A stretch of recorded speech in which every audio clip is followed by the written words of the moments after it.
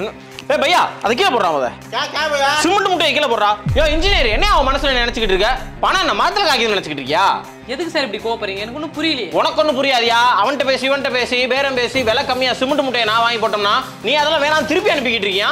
Sir நீங்க வாங்கி கொடுத்து 33 கிரேட் சிமெண்ட் சார். இதை வச்சு காங்கிரீட் போட்டனா அவ்வளவு ஸ்ட்ராங்கா இருக்காது, அவ்வளவு அழுத்தத்தை தாங்காது இது. யோ என்ன கிரேடு கீடுன்னு எனக்கு புரியாத மாதிரி எதையோ பேசிக்கிட்டு இருக்க. நான் வாங்கி கொடுக்குற சிமெண்ட் முட்டையெல்லாம் பாதி விலைக்கு வெளியே வித்துக்கிட்டு இருக்கேன்னு நினைக்கிறேன். ஆமா சார். பையா நீ போய் அங்க போய் அந்த வேலை பாரு, கேப் கிடைச்சா போதும். சார் சிமெண்ட்லேயே நிறைய டைப்ஸ்லாம் இருக்குது சார்.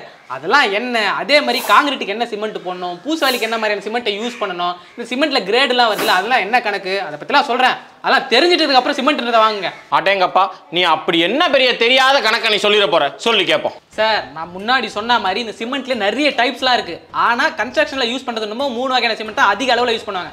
ஒன்று வந்து ஓபிசி, இன்னொன்று வந்து பிபிசி, இன்னொன்று வந்து பிஎஸ்சி. இப்போ மொதல் ஓபிசி பற்றி பார்ப்பேன், அதாவது ஆர்டினரி போர்ட்டல் சிமெண்ட். ஸோ இந்த சிமெண்ட்டை அந்த காலத்துலேருந்தே பார்த்தீங்கன்னா யூஸ் பண்ணிட்டு இருக்காங்க. இதான் ஃபர்ஸ்ட் சிமெண்ட் கூட சொல்லலாம். இது இந்த கெமிக்கல் ப்ராப்பர்ட்டிஸ்லாம் வச்சு மேனுஃபேக்சரிங் பண்ணி தயார் பண்ணுற ஒரு சிமெண்ட். இப்போ இந்த சிமெண்ட்ல பார்த்தீங்கன்னா 33 கிரேடு, 43 கிரேடு, 53 கிரேட்லாம் இருக்குது. முதல்ல இந்த கிரேடுனா என்னன்னு தெரிஞ்சுங்க. அதாவது அந்த சிமெண்ட் எந்த அளவுக்கு அழுத்தத்தை தாங்குது, அதோட ஸ்ட்ராங்னஸ் எவ்வளோ அப்படின்றத குறிக்கிறது தான் இந்த கிரேடு. அதுக்கு முன்னாடி இந்த 33, 43, 53லாம் வருதுல, அதெல்லாம் என்ன கணக்குன்னு சொல்கிறேன். இப்போ என்ன பண்ணுவாங்கன்னா சிமெண்ட்டை 1:3, அதாவது மணலையும் சிமெண்ட்டையும் 1:3ன்ற அளவுக்கு எடுத்து அதை இந்த அளவில் பார்த்தீங்கன்னா ஒரு கியூப் மாதிரி செஞ்சுட்டு 28 நாளைக்கு தொடர்ச்சியாக கண்டினியூஸாக கியூரிங்கிறத பண்ணுவாங்க. அப்படி கியூரிங் பண்ணி முடிச்சதுக்கப்புறம் என்ன பண்ணுவாங்கன்னா அதை டெஸ்ட் பண்ணி பார்ப்பாங்க, அதோட எந்த அளவுக்கு அது அழுத்தத்தை தாங்குது அப்படின்னு சொல்லி டெஸ்ட் பண்ணி பார்ப்பாங்க. அப்போ வர அந்த அளவு தான் பார்த்தீங்கன்னா இப்போ 33 அது 33 கிரேடு சிமெண்ட்டு, 43 43, 53 53 அளவுக்கு இருக்கு அழுத்தத்தை தாங்குதுன்ற குறிக்கிறது அந்த கிரேடு. சரி இப்போ நான் வாங்கி கொடுத்த சிமெண்ட்ல அப்படி என்ன பெரிய குறைய நீங்க கண்டுபிடிச்சிட்டீங்க? வாங்கி கொடுத்ததை பூரா அது சரியில்லைன்னு வெளியே அனுப்பி விட்டுருக்கீங்க.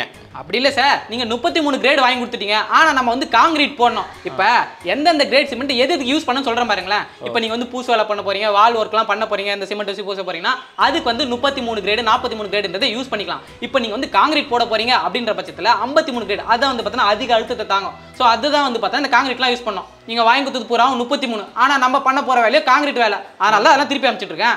சரி சார், அப்பனா இது எனக்கு 53 வேணும்னு கேட்டிருந்தீங்கன்னா அதை வாங்கி கொடுத்துருக்க போறேன். இந்த 33 அதுக்கப்புறமா பண்ண வேண்டிய பூச்சி வேலைக்கெல்லாம் வச்சிருக்க வேண்டியதானே?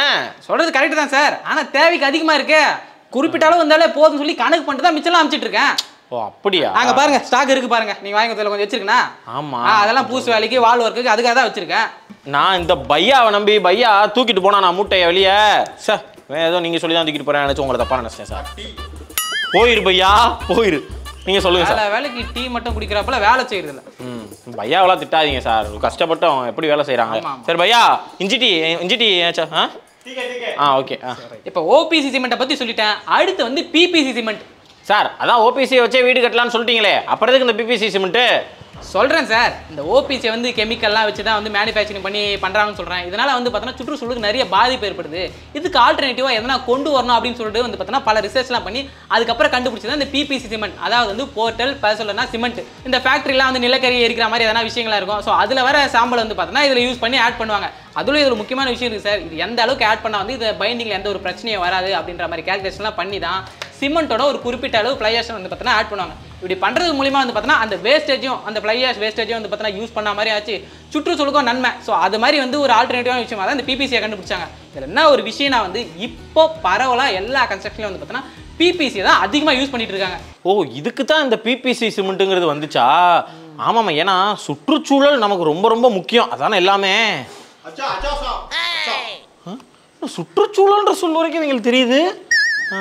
இப்போ நான் முன்னாடி சொன்ன பார்த்தீங்களா, ஓபிசி சிமெண்ட் மேனுஃபேக்சர் பண்ணுறாங்க, சுற்றுச்சூழலுக்கு பாதிப்பு ஏற்படுத்துது, ஆல்டர்னேட்டிவாக ஒன்று கண்டுபிடிக்கணும்னு சொல்லி பிபிசி கண்டுபிடிச்சாங்கன்னு சொல்லிட்டு, அதே மாதிரி வேற ஏதாவது ஒரு விஷயங்களை ஆல்டர்னேட்டிவாக நம்ம கண்டுபிடிக்க முடியுமா, வேற ஏதாவது வேஸ்டேஜ் இதில் யூஸ் பண்ண முடியுமான்னு சொல்லி கண்டுபிடிச்சது இந்த பிஎஸ்சி, அதாவது போர்ட்டல் ஸ்லாக் சிமெண்ட். ஸோ இது என்னன்னா இந்த இரும்பு ஃபேக்ட்ரிலாம் இருக்குது பார்த்தீங்களா, அந்த மேனுஃபேக்சரிங் பண்ணும்போது வர பை ப்ராடக்ட்டை பார்த்தோன்னா இதில் ஆட் பண்ணி அது சிமெண்ட்டாக பார்த்தோன்னா நம்ம யூஸ் பண்ணிட்டு இருக்கோம். ஆனால் இப்போ நம்ம அதிகமாக யூஸ் பண்ணுறது நம்ம இந்த பிபிசி தான் எல்லா கன்ஸ்ட்ரக்ஷன்லையும் யூஸ் பண்ணுறாங்க. இப்போ ஒரு 2 கம்பேரிசன் எடுத்துக்குமே, ஓபிசி பிபிசி இது ரெண்டுத்துல எது ஸ்ட்ராங், இது ரொம்ப நாளைக்கு நீடிச்சோலிக்கும், எது காஸ்ட், இதை பற்றி எல்லாமே பேசுவோமே. இப்போ முதல்ல ஓபிசி எடுத்துகிட்டு ஓபிசியில் 53 கிரேடை நம்ம கான்ட்ராக்ட் போட்டோம்னா ஸ்டார்டிங்கில் ரொம்ப நல்லா ஸ்ட்ராங்காக இருக்கும். பிபிசியோட கம்பேர் பண்ணும்போது. ஆனா லாங் டேர்ம்ல ஃபியூச்சர்ல வந்து பாத்தீங்கன்னா பிபிசி வந்து பாத்தீங்கன்னா நல்லா ஸ்ட்ராங்கா இருக்கும், ஓபிசிக்கு ஈக்குவலா இருக்கும், ஓபிசி விட அதிகமான அளவுக்கு ஸ்ட்ராங்கா இருக்கிறதுக்கு வாய்ப்பு இருக்கு. அடுத்து வந்து டியூரபிலிட்டி. இதை பார்க்கும்போது வந்து ஓபிசியை விட பிபிசி தான் வந்து லாங் டேர்முக்கு நல்ல டியூரபிலிட்டி தருதுன்னு சொல்றாங்க.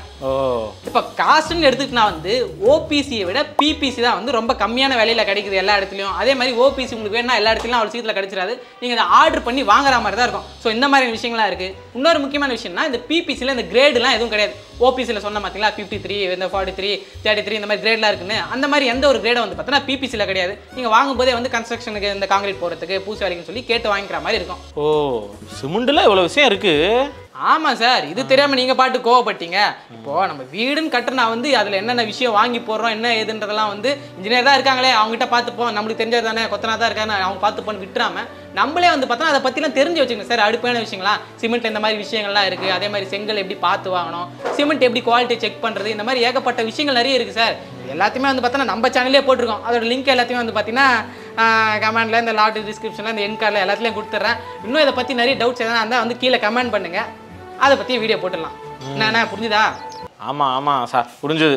பையா பையா அரே பையா டீ டீ क्या டீ டீ ओ टी हाँ टी इधर कम भैया टी குடிப்போம் வா பையா. ओ ஆ அவ்வளோதானா? அவ்வளோதான் சார். எனக்கு இவர் ஒரே ஒரு இது மட்டும் எனக்கு தோணுது பையா, உனக்கு நல்லாவே தமிழ் புரியுது என்னையோட சொல்கிறேன்.